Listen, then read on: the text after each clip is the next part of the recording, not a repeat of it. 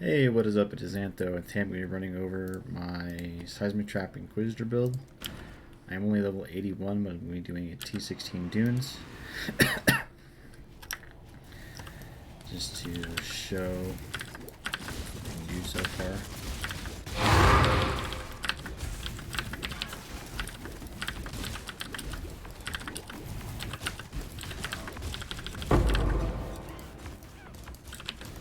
I must have time to gather my will.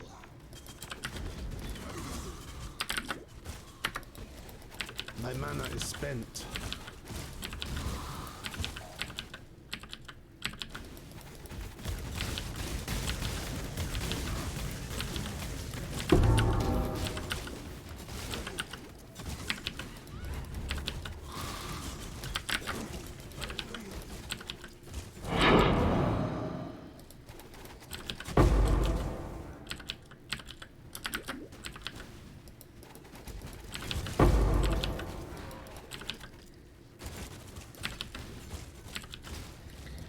Not the fastest build in the world, but it's really tanky, and I still have about 1,000 life to get more out of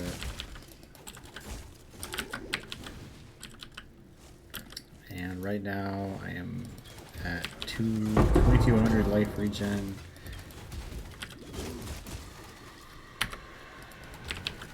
And 2,100 DS regen. There's actually more than that because I have a life recovery belt. Life recovery is not factored into the in-game calc tab.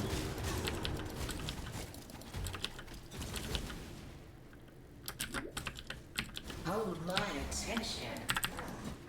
Oh, the chase begins.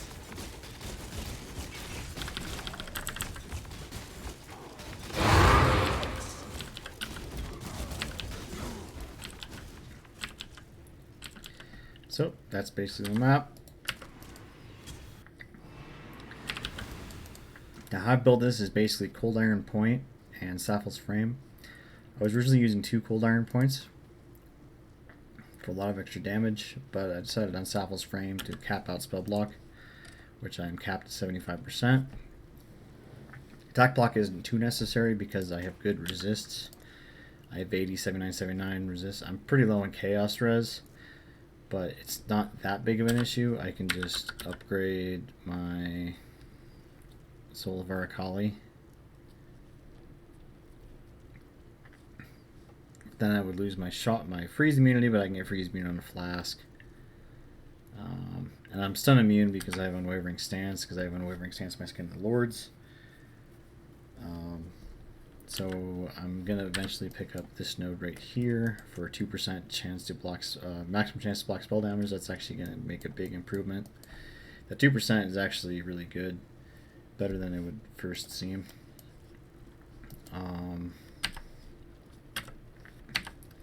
As said, Seismic Trap, Liquid Trap Mine, Advanced Traps, Life Tap, Increased Crit, Brutality. I'm running a replica Salah. Aziri's Foible with Life and Mana Catalyst on it, Fertile Catalyst to get it up to 30% increased life regeneration rate. Then the items and gems have 20%, 25% reduced attribute requirements is really good because you're going to be attribute starved from this build. I actually had to craft Dex on a ring. I needed 1 more Dex, so I had to craft on a ring, literally 1 because I didn't get it from the tree. So I might get a rare jewel with some Dex on it, and then I can remove that and then put a better suffix there.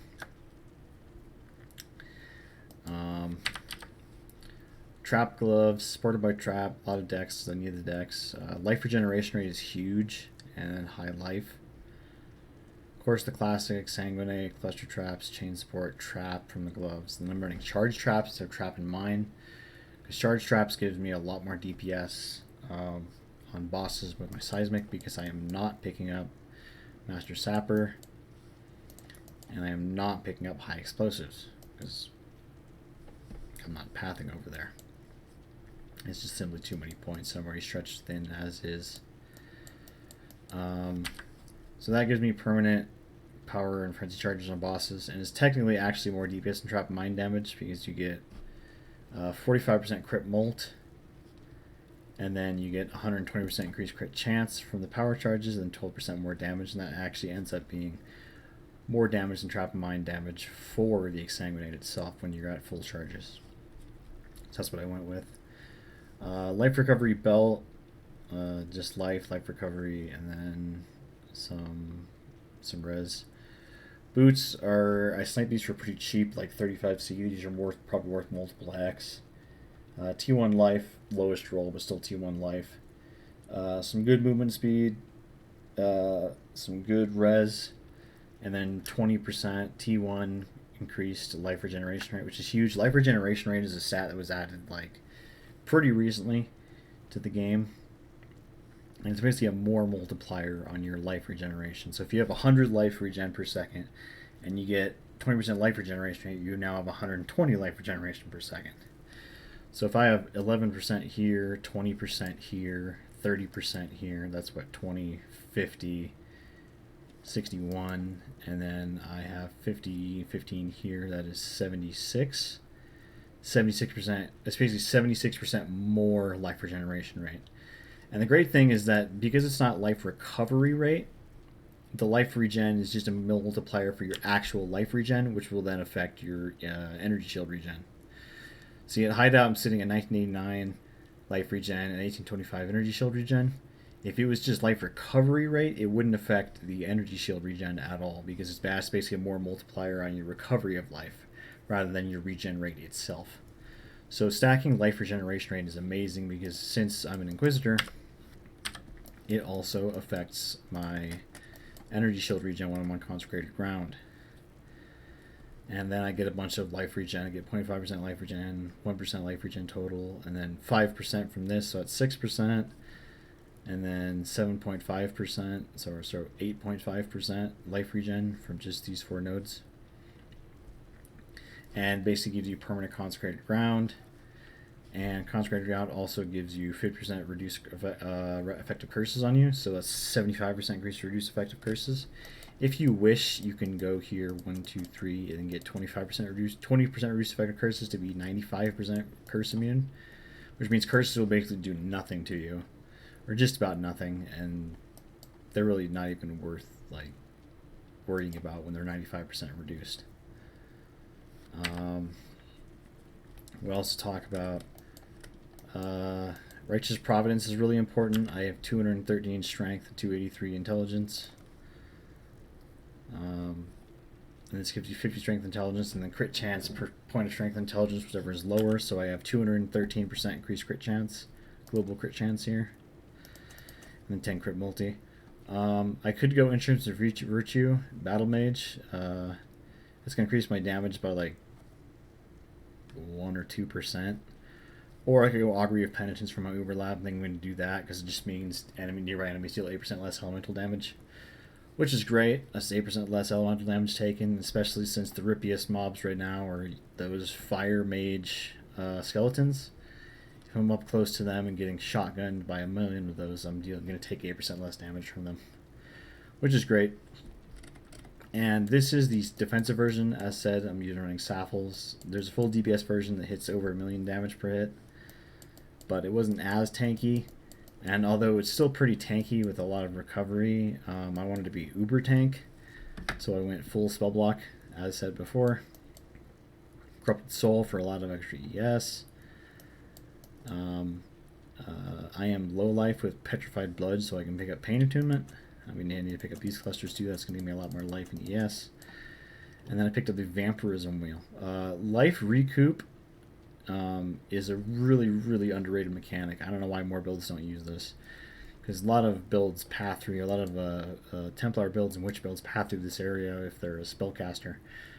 And 20% for 4 and then 20% life recoup is just amazing. Like, it's great. So if you take 1,000 damage hit, 20% of that is then going to be regenerated over the next 4 seconds, or regained over the next 4 seconds. So that's basically just 20% of the damage off of your degen. And then I also have 8% on the ring here, so 28%. I think this rolls up to 12%. I couldn't find one with 12%. There was one guy, but he was offline. He hasn't come back online since. So regardless, I have over almost 30% spell recoup, or not recoup, life recoup from hits, which means, let me bring up a calculator real quick.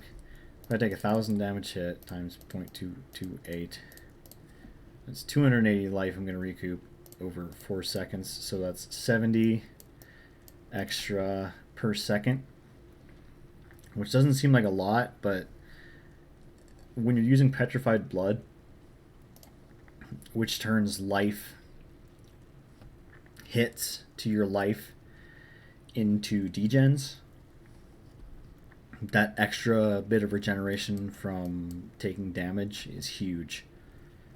So what else do I talk about? I got Crown of the Inward Eye with Seismic Trap. Oh, I need to divine this. It's only 14%. I can get a lot more out of that. I just noticed that. A lot of armor, a lot of energy shield, two great things for the build, and the transfiguration of soul, body, and mind. And we have a lot of percent increased life, or a solid amount of percent increased life, solid amount of percent increased ES, and then like a little bit of percent increased mana. 8, 12, that's what? 16, 28. And those apply directly to damage at 30% of their value. So that's pretty good. Really good helmet. A lot of life, a lot of energy shield, a lot of mana. Or a lot of life, mana, and energy shield, yeah. Which is great. I actually need to divine that because I'm pretty low on. I can't even cast my Assassin's Mark. Because I took away the vitality.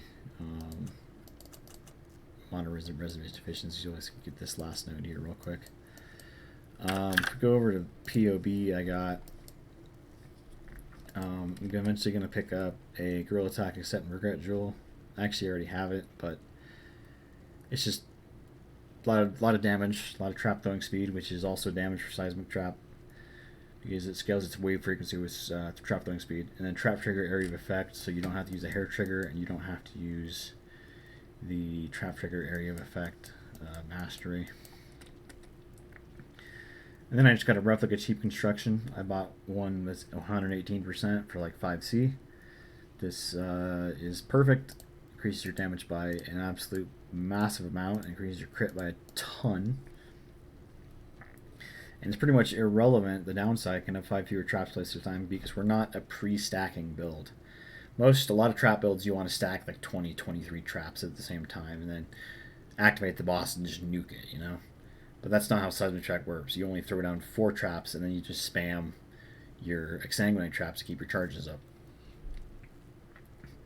So we don't really pre-lay, 20 traps. So our maximum traps for our Exsanguinate is still 15, which is more than enough. Like, why do you need more than 15? I would say you don't really need more than 10 because you're throwing like 3 traps at a time. And you're really not pre-laying traps. Because the pre-lay of traps is your Seismic Trap. And those activate instantly and then do damage and can't be damaged once they're activated. So there's really no point. So replica cheap construction, great jewel. I just have a crit multi-life trap throwing speed jewel here. Doriani Glorious Vanity, of course. I got lucky and got fizz damage, crit multi, fire res, chaos res, fizz damage. Those are the mods I got on mine, so I got really lucky. That's some pretty solid damage from crit multi. And then Watcher's Eye with increased fizz damage using Pride and regenerate life percent second life per second while affected by vitality. Double damage with Pride would be better, but there was none in the market when I checked last. Double damage to Pride and then regenerate life while affected by vitality. There was none in the market, so I picked up just the fizz damage one. So that's solid. It's a pretty solid amount of extra damage. Of course, we're picking up Relentless and Physical Mastery because all our skills cost life or Exsanguinate, and our life tapped Seismic Trap. Iron Will's a lot of damage because we have a solid amount of strength.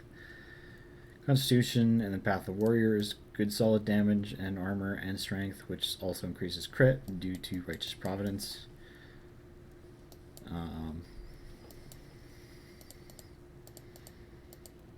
Increase their effective hit pool with Augury Penitence up. It's great. So I will have both POBs in the description for the high damage version and the defensive version. I mean, they're both pretty defensive, but the spell block version is pretty tanky, like really, really tanky. Like you can just stand in the middle of a bunch of mobs just casting spells at you, like I'm talking like 100 mobs just casting spells at you, and you can just completely out regen everything, and it's pretty insane. So that's basically the first video. Once I get to like 90, 92, 94, I'm going to release an update video doing endgame bossing with this character. So stay tuned for that if you wish, and peace out.